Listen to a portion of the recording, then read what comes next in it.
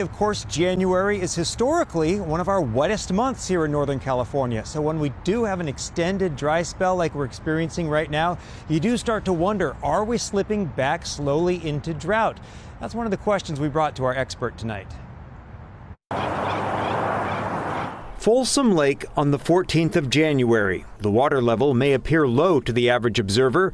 Some docks are sitting on dry land. But Northern California's water supply cannot be judged by the looks of one reservoir. Neither can the rainy season be evaluated by one dry winter month. There's a bigger picture to look at. For that perspective, we turned to Michael Anderson, state climatologist with the Department of Water Resources. Some places still kind of waiting for the wet season to start. Which has been hard after that brutally hot summer. Anderson points out statewide reservoir storage is healthy, with most reservoirs above average for this time of year. Folsom is at 88% of normal for mid-January.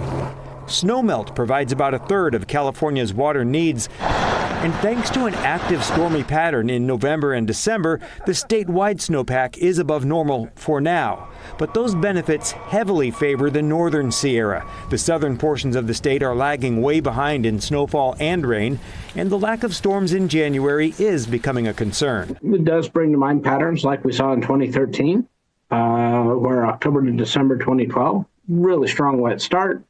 New Year comes around, really dry. But Anderson also points out last season we saw a dry start and a strong finish. There's still time in this water year for things to turn around. Bottom line, it's too soon to say we're slipping back into drought, but never too soon to conserve water. In this new world of back and forth extremes, maintaining a sense of conservation gives you that greater flexibility to navigate those extremes. And so making conservation a way of life just a great way to navigate this new patterns that we're seeing.